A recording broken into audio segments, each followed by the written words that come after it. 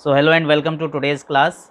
आज की class trick की क्लास है और आज की क्लास में हम लुईस डॉट स्ट्रक्चर बनाने का एक शॉर्टकट तरीका देखेंगे। ये जो मेथड है, this method is applicable only for the species following octet rule.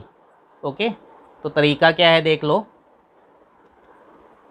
सबसे पहले हम इसमें क्या करेंगे, हम इसमें n1 n2 n3 n4 find कर लेंगे और ये n1 n2 n3 n4 क्या है वो आप देख लो।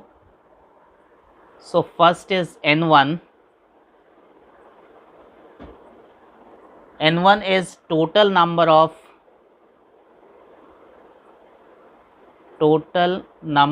of valence electrons.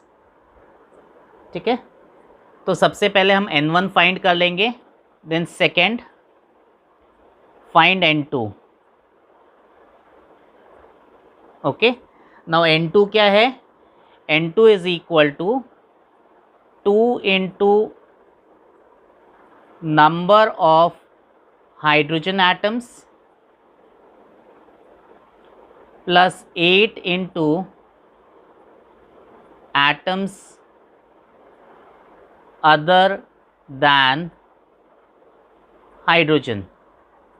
ओके, उसके बाद हम n3 फाइंड कर लेंगे। So third step is find n3। Okay, अब ये n3 क्या है, n3 will give you the number of bonding electrons. Okay, so n3 will give you the number of bonding electrons, right? तो इसको कैसे find करेंगे, n3 is equal to n2 minus n1, right? तो अगर number of bonding electrons मिल रहे हैं तो इसका मतलब है कि इससे हमको नंबर ऑफ बॉन्ड्स भी मिल जाएंगे, right? So therefore number of bonds is equal to n3 by 2, right? और जो फोर्थ स्टेप है, फोर्थ स्टेप में हम n4 फाइंड कर लेंगे, फाइंड n4। अब ये n4 क्या है, number of non bonding electrons, number of non bonding electrons. Okay, तो ये कैसे फाइंड करेंगे, so n4 is equal to n1 minus n3, right? और अगर हमको number of non bonding electrons मिल रहे हैं, इसका मतलब है कि इससे हमको नंबर ऑफ लोन पेयर्स भी मिल जाएंगे। So therefore number of lone pairs is equal to n4 by 2। Okay, तो अब हम कुछ एग्जाम्पल्स देख लेते हैं। फर्स्ट एग्जाम्पल, सपोज हमको CO2 का डॉट स्ट्रक्चर बनाना है।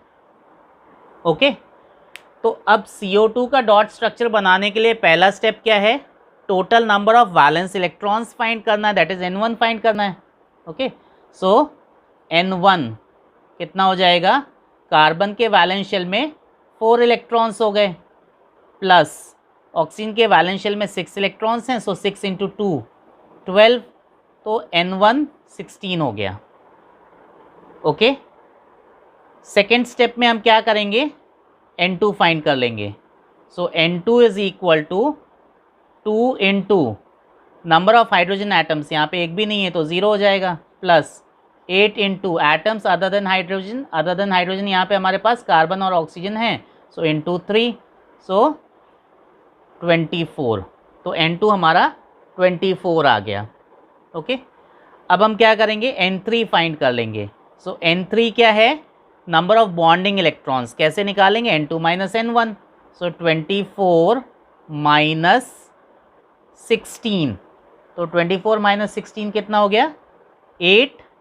ओके, तो इससे हमको नंबर ऑफ बॉन्ड्स पता चल जाएंगे।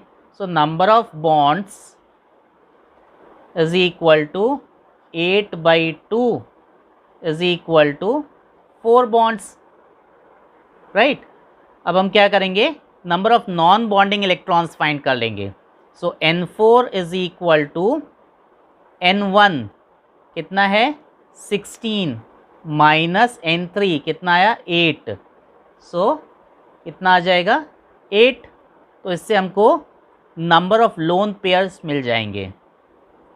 So number of lone pairs is equal to 8/2, so 4, right.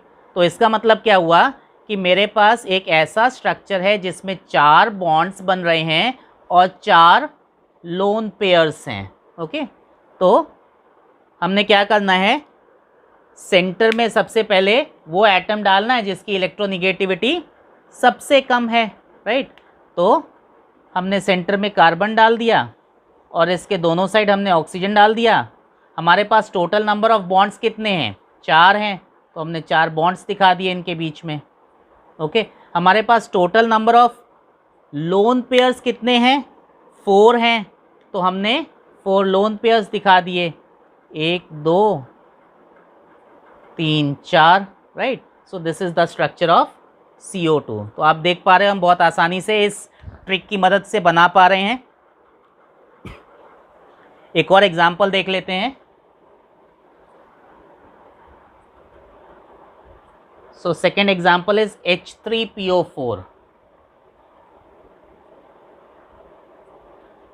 Okay, तो अगेन सेम स्टेप्स हम फॉलो करेंगे। सबसे पहले N1 निकाल लेंगे, तो N1 कितना हो जाएगा, yes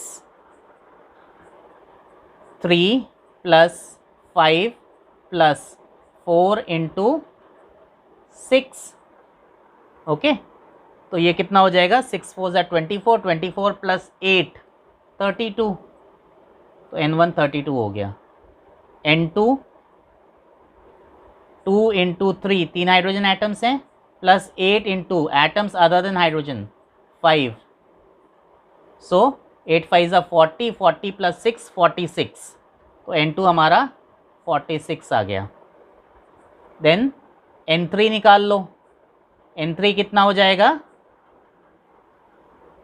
what is N3, N3 is N2 - N1, तो N2 कितना आया 46 - 32, तो कितना आ गया आपका 14। ओके, तो नंबर ऑफ बॉन्ड्स कितने हो जाएंगे, इज इक्वल टू 14/2, तो 7 बॉन्ड्स इसमें बनेंगे।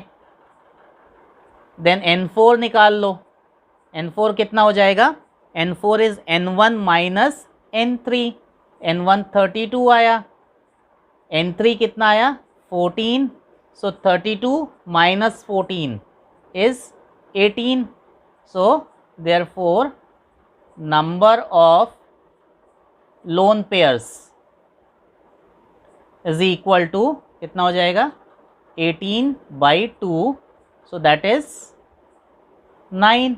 ओके, तो इसका मतलब है कि मेरे पास एक ऐसा स्ट्रक्चर होना चाहिए जिसमें 7 बॉन्ड्स बन रहे हैं और 9 लोन पेयर्स बन रहे हैं। ओके, तो इसका मतलब है कि अब देखो यहाँ पे हमने स्ट्रक्चर कैसे बनाना है, जो सबसे कम इलेक्ट्रोनेगेटिव एलिमेंट है उसको सेंटर में डालना है। तो सबसे कम इलेक्ट्रोनेगेटिव कौन है, हाइड्रोजन है, लेकिन हाइड्रोजन मोनोवेलेंट है, मोनोवेलेंट हमेशा टर्मिनल पे आएगा, तो उसके बाद कम इलेक्ट्रोनेगेटिव कौन है, फॉस्फोरस, सो सेंटर में फॉस्फोरस डाल दिया। ओके, फिर ऑक्सीजन ऑक्सीजन ऑक्सीजन ऑक्सीजन और फिर टर्मिनल पे हाइड्रोजन, है ना। अब मुझे 7 बॉन्ड्स दिखाने हैं, सो 1 2 3 4 5 6 और 7। ओके, और मुझे अब लोन पेयर्स दिखाने हैं, कितने लोन पेयर्स होने चाहिए, 9 लोन पेयर्स होने चाहिए। तो आप देख लो 1 2 3 4 5 6 7 8 9। तो यहाँ पे आप देख पा रहे हो कि ऑक्सीजन के वैलेंस शेल में जितने भी इलेक्ट्रॉन्स होते हैं उतने ही हमने प्लेस कर दिए हैं। तो इसका मतलब है कि यहाँ पे ये जो बॉन्ड बन रहा है ये मेरा कोऑर्डिनेट बॉन्ड बन रहा है। ओके, तो आई होप इस ट्रिक की मदद से आप बहुत ईजिली किसी भी ऐसे एटम का जिसका ऐसे सेंट्रल एटम का जिसका ऑक्टेट कंप्लीट हो रहा है उसका डॉट स्ट्रक्चर बहुत आसानी से बना सकते हो। So thank you very much. Do not forget to like, share and subscribe my channel. Press the bell icon to get the latest updates on upcoming videos.